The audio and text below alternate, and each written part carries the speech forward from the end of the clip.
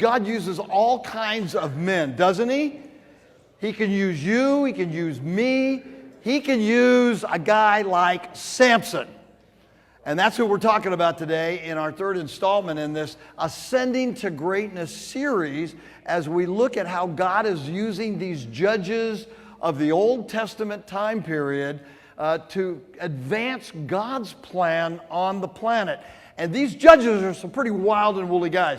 We looked at Gideon, the insecure man, who God wanted to make into a confident man. Instead, God used him, but he became more of an arrogant man. And then we looked at Jephthah, the guy who was just really underdeveloped by his whole family, had a father wound, a family wound, a mile wide. He was an angry man with a lot to be angry about, but God wants to remove us from being angry men at the core of our being.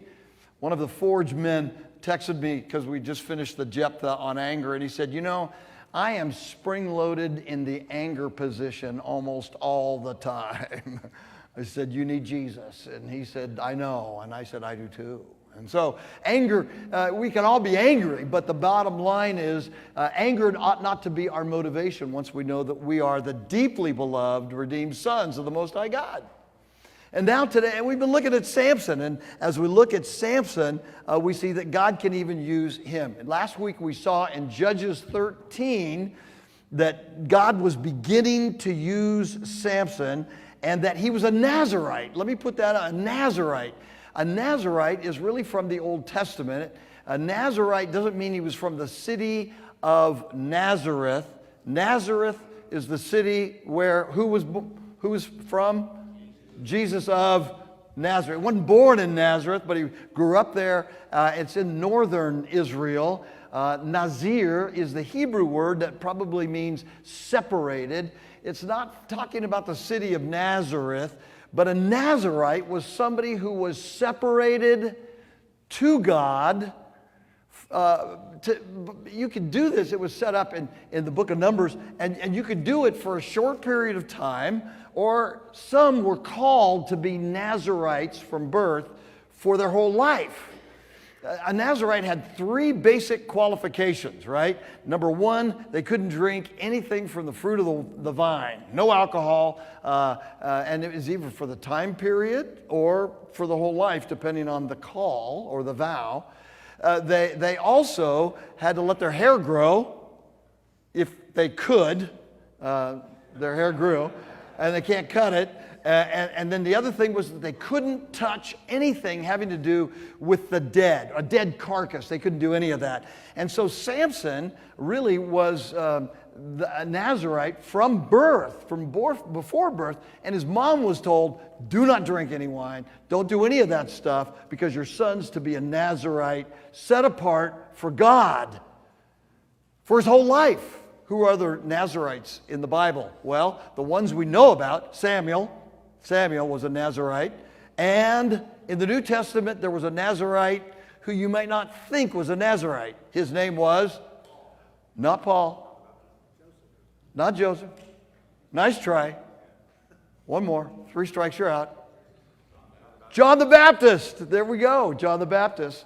He really was that Nazirite set apart to be the forerunner of Jesus. So today, what I want us to do is to take a look at Samson the Nazirite as a young man, because as we find him in Judges 14, we see him as a young man. Here we are, Samson. First of all, I want you to note Samson as a young man, Samson's immaturity. Here it is. Ready? Verse 1. Samson went down to Timnah. And you say, where is all this? If you think of Jephthah dealing with the eastern tribes over to the east, Transjordan, and Gideon dealing with more central tribes, now I want you to think of Samson dealing with the Philistines on the west coast of Israel, and that's where they settled over there. Samson went down to Timnah, and at Timnah he saw one of the daughters of the Philistines. Then he came up and told his father and mother, I saw one of the daughters of the Philistines at Timnah. Now get her for me as my wife. But his father and mother said to him, is there not a woman among the daughters of your relatives or among our people that you must go to take a wife from the uncircumcised Philistines? But Samson said to his father, "Get her for me, for she is right in my eyes." Now, I don't know about you, but I see at least 4 major elements of Samson's immaturity as a young man at this point. I don't know, 17, he's 18, maybe 20, we don't know exactly, but he's a young man. And by the way, if I had said anything like that to my father, even when I was in my 20s, there would be blood on the ground. Okay, I want you to know that. But first of all, we see the entitlement of Samson. I called Samson the entitled man. He was called from birth. He was a Nazirite from birth, set up by the Holy Spirit to do this role. And I think his parents struggled to develop him because he had this entitlement mentality. Entitlement is, I deserve this. There are no boundaries for me. I can do whatever I want. I deserve whatever I want. That's entitlement. And so, all kids push your boundaries, don't they? Those of you who have had kids, they will all push your boundaries, right? Right? Are there boundaries that parents need to enforce? Of course there are boundaries that parents need to enforce. That's your job as a father and as a grandfather, too. I want you to know. I got the greatest grandkids, better than yours. But I mean, there are times I go, whoa, there's a boundary here. You don't say that. You don't talk like that. I don't spank my grandkids. That's not my role. I lock them in dark closets for extended periods of time. I don't spank them. No. But listen, entitlement is something that parents, grandparents, adults have got to work out of kids. Entitlement comes naturally within being born sinners. You know your kids are born sinners. You know that. Romans 5 tells us that they are born with Adamic sin. You don't believe me? Go back and read that. And that's why they start causing problems from very early days. Kids sin because they're sinners. They don't sin and then become sinners. All right? That's an important theological position to understand. And if you understand that, you'll start developing your kids from the very get-go. I don't mean just because they cry because they're hungry. No, I'm not talking about that. But it's our job to root out entitlement. We see it in him. Then we see disrespect. That's where there would be blood on the ground with my father. Here's a clear violation of the 5th commandment, which says, honor your father and your mother. And it's the first commandment of the 10 with a promise, that you may live long in the land that the Lord your God has given to you. So that 5th commandment is given saying family is crucial. There must be honor within the family and honor for the leaders of the family, because family is crucial in God's economy, in God's plan, right? You understand that? You're teaching your kids, because if you don't teach them respect for you, they will become terrorists to other people. And so it's important to teach respect to your kids.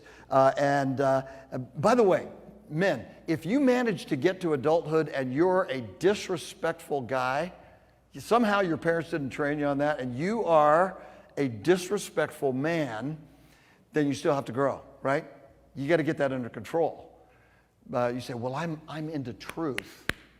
A lot of Christian men like to say, I'm into truth, and so anybody that doesn't stand up to truth, I just cut them down in Jesus' name.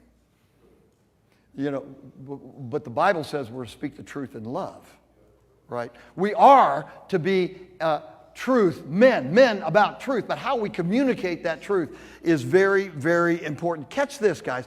This is what I want for guys to grasp. I want men, when it comes to how they view themselves as followers of Christ, I want us to be grace tough on ourselves every day. Understand what I mean. God has accepted you by grace through faith alone in Jesus Christ, right? Does He love you? Has He paid the price for you? Of course, He loves you, absolutely. You're His son, you're deeply beloved son of the Most High God. And so because of grace, we want to grow up, don't we? We don't want to stay spiritual babies. We want to become godly men like Jesus. So be grace tough on yourself. In other words, I am God's son, and I got a bad attitude here. Lord, help me. Be tough on yourself. Now, with other people, be grace generous as you can. You're going to be tough on anybody, be tough on yourself. Speak the truth to other people. Find a way to do that in a kind way. You don't have to be disrespectful. You can say, respectfully, I disagree with your point, and here's why. We need to speak the truth in love, so be grace tough on yourself. In fact, men, deny yourself some stuff from time to time. Say, I really want this dessert, and I'm not going to do it. Eddie, I hear that. Brother, I hear that. You know, I really want to spend time doing this. Deny yourself. Say, I'm not going to do that today. I'm going to go do what my wife wanted me to do on the list. It's good when men learn to deny themselves because we need tougher men. We have too many soft men in the Church of Jesus Christ today. All right, well, there it is. Entitlement, disrespect, and demandingness. Oh my goodness, this guy irritates me. Get her for me. But fourth, sexually out of control. Sexually superficial. Samson was a sexually out of control man. And of course, his entitlement plays into his sexual out of controlness. Get her for me, for she is right in my eyes. Catch this, guys. Samson has a pagan view of sexuality. Now, I want you to catch that. Stephen Smith, in his great book, Pagans and Christians in the Culture Wars from the Tiber to the Potomac. I don't expect you to read that book. I just want you to know I have a source for it.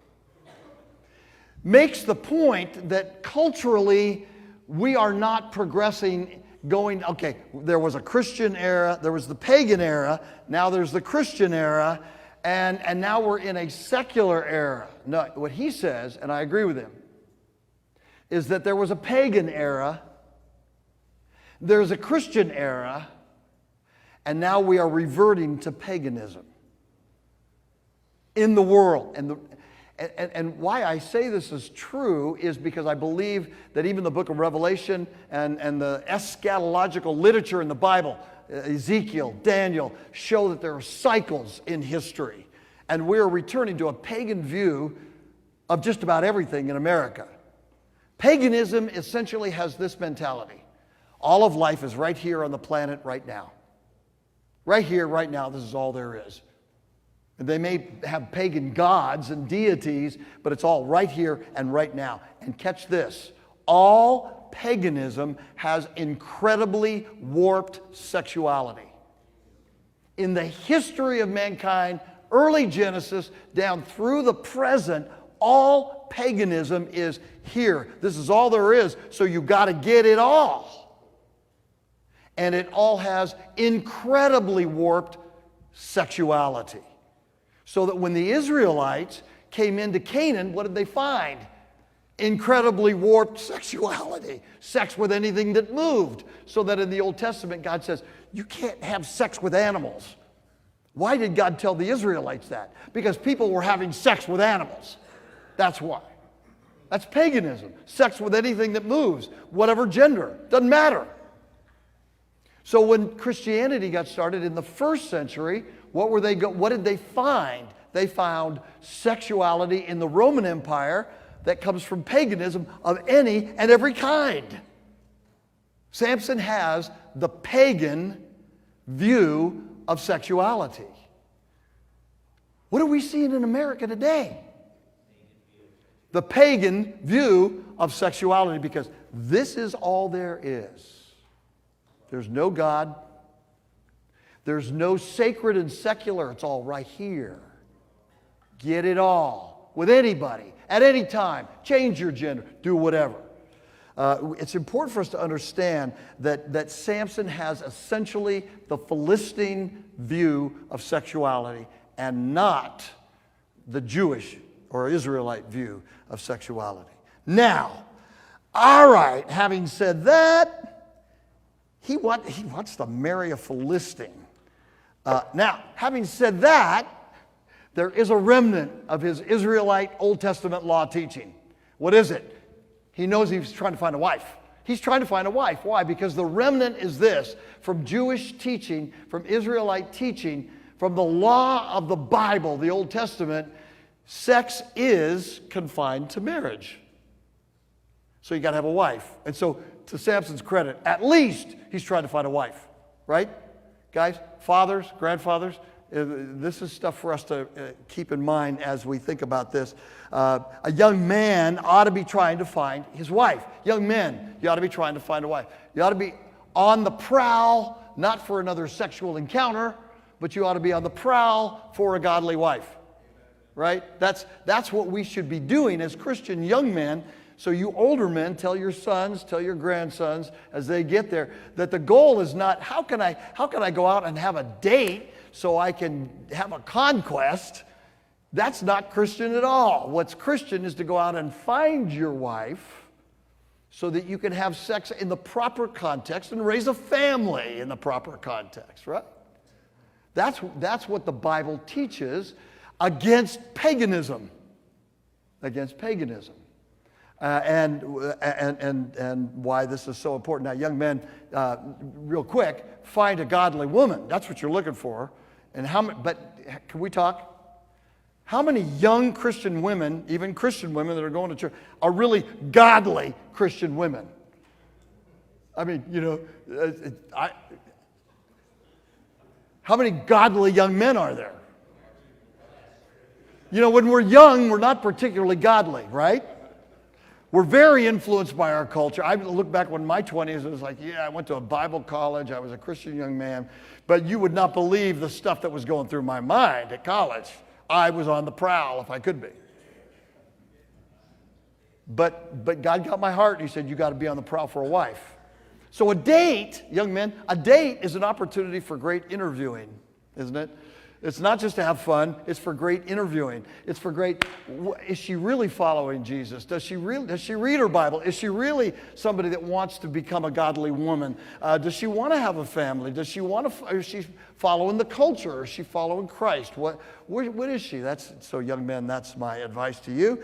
And you need to do some good interviewing. The Jews were supposed to marry Jews. The Gentiles, the Christians are supposed to marry Christians, 2 Corinthians 6, if you don't believe me on that. All right. But it's just so important because of our young man, the chemicals that are going through our bodies. And God gave us those chemicals in the younger age, right? Okay. Testosterone is a wonderful gift that can be taken out of whack. And that's why, by the way, that's why the family had to oversee the whole marriage thing. That's why most marriages throughout history were arranged by the family. Because young men can't be trusted with their testosterone. Can I get a witness? Huh? Yeah. Right. So there have to be conventions put up. By the way, I have 3 great kids, and my 2 older sons are married with kids, and they're doing great. And my younger daughter, Jessie, the warrior princess, has been married now for a few years, and she is pregnant with a little girl, and we're so excited about that, a little girl. But I want you to know, when Davis Anderson, and he comes to Forge in Maitland, Davis Anderson, our son-in-law, he had to pass me, Jesse's second father, Joel, and then John. He had to get through that gauntlet. And he did. So we're glad to have him. We tried to get him to change his name to Allenson. He wouldn't do it, but there it is. But when Davis found out that he was having a little girl, he goes, shoot, she's going to date a boy. That's why all of these protections are put in place. We got to protect our boys. We got to protect our girls because the family is crucial. All right. It's important to understand all of that because our culture says that, and I heard this on the news just this past week, a parent's main job is to affirm their children. It is not. Your main job is to train your children in godliness. Ephesians 6, 1 through 4. Children, obey your parents in the Lord. This is right. Honor your father and mother. This is the first commandment with a promise that it may go well with you and that you live long in the land. Fathers, do not provoke your children to anger. Now, I never did that, but bring them up in the discipline and the instruction of the Lord. Your job is to train your kids, not affirm whatever they want. Because now they're teaching nurses in nursing school that when they're 3, a nurse should be asking kids what their gender, what do you think your gender is? That's from the pit of hell, gentlemen. And so we need to understand that. And these teachings in the Old Testament are helpful for us to see how paganism has crept into our culture, how it's creeping into our culture. Samson's essential immaturity. Why in the world would God use such an immature guy like that? I don't know, but he did. Notice, secondly, God's sovereignty. This is a quick point. Judges 14:4. His father and mother did not know that it was from the Lord, for he was seeking an opportunity against the Philistines. At that time, the Philistines ruled over Israel. So here we see an enormously difficult case that Samson wants to marry a Philistine woman, a pagan woman, and God is going to permit it. Because God is over all. He's sovereign. What we mean by the sovereignty of God is the supreme king of heaven and earth. He's over all. And read Proverbs 16 on this, how God even uses the evil man for the day to accomplish his task.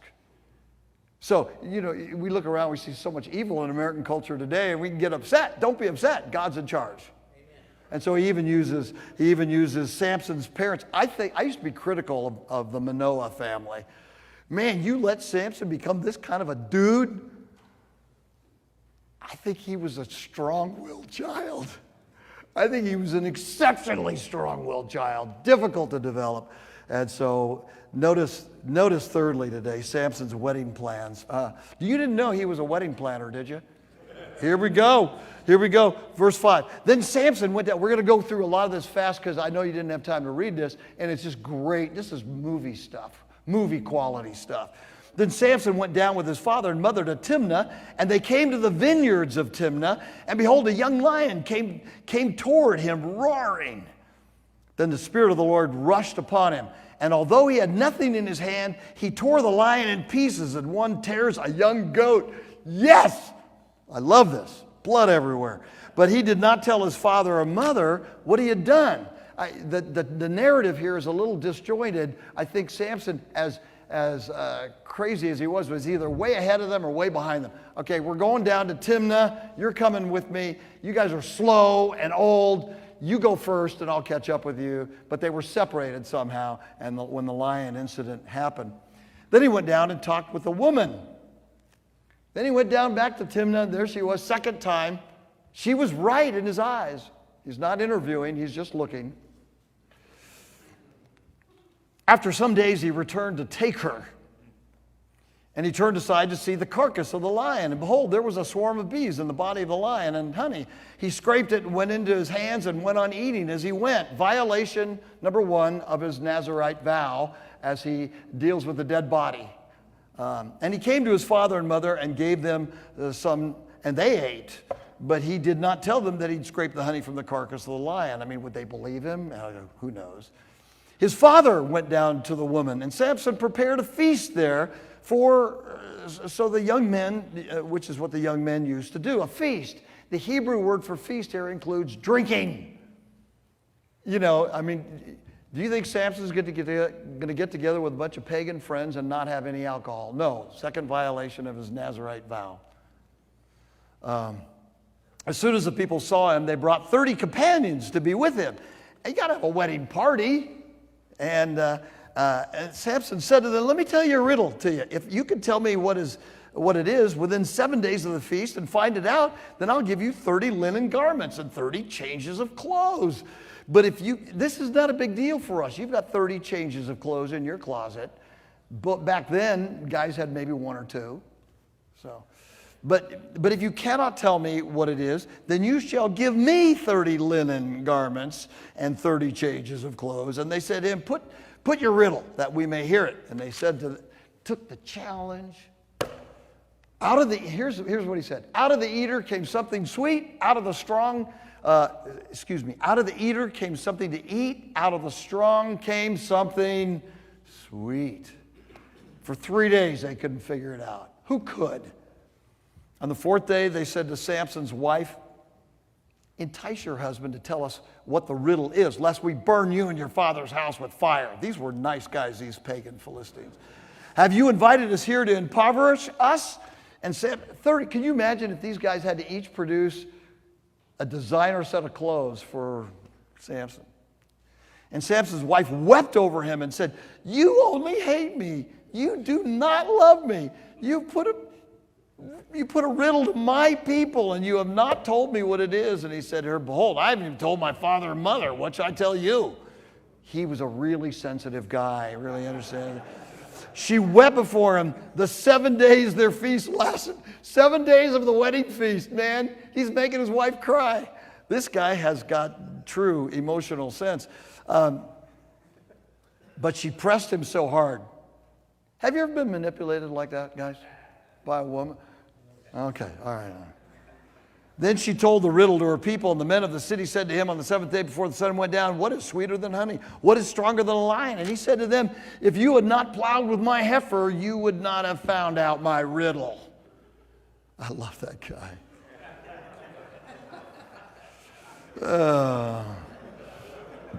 At a minimum, Samson lives a chaotic life. All right, last point, Samson's judgeship. Let's look at this real quick. I'm going to read this real quick, and then you can talk about him around your table. And the Spirit of the Lord rushed upon him, and he went down to Ashkelon and struck down 30 men of the town, took their spoil, gave the garments to those who had told the riddle.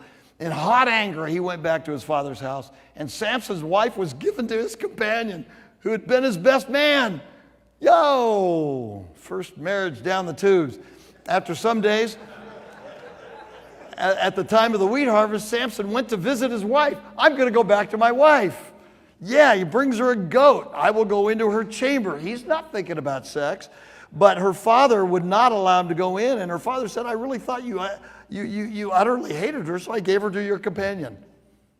Is not her younger sister more beautiful than she? Please take her instead. And Samson said, this time I shall be innocent in regard to the Philistines when I do them harm. Samson went, caught 300 foxes, took torches. I love this story. When I was in Israel one time, the guide said, all right, this is where Samson tied the foxes' tails together, lit them on fire, and burned the crops. I said, right here? I don't believe it. He said, right here. I don't believe it. But I believe he did it. And burned up their crops. They came after him. This is a fantastic story. And it just goes on, and it goes on, and it goes on. And finally, they come after him again, and they don't get him, and he wreaks more havoc. And then as he goes after the Philistines, he finds a jawbone of a donkey laying around, picks it up, kills 1,000 of them.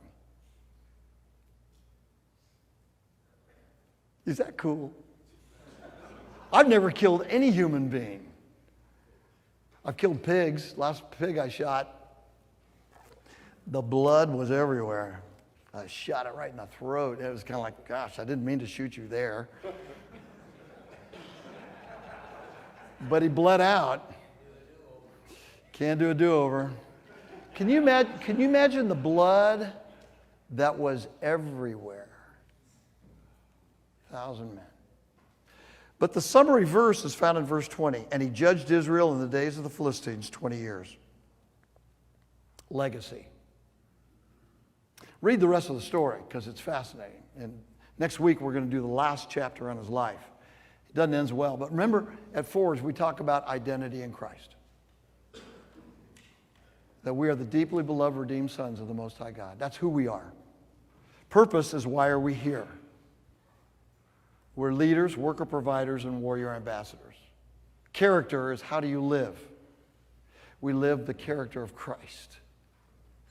And that leads to true confidence. Confidence is, will I succeed? Yes. We will be victorious by the grace of God. And that leads to legacy.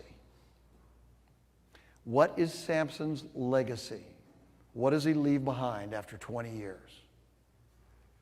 At least, and we'll see next week, because it ends this way too. He leaves broken families, broken people, the only saving grace is that he was used by God. What's your legacy going to be? You don't get to set it. The people at your memorial service set your legacy. But you and I ought to be living our legacy now so that when they talk about it, it's the one we want to be talked about. Talk about it around your table. I'll get you out of here on time, I promise.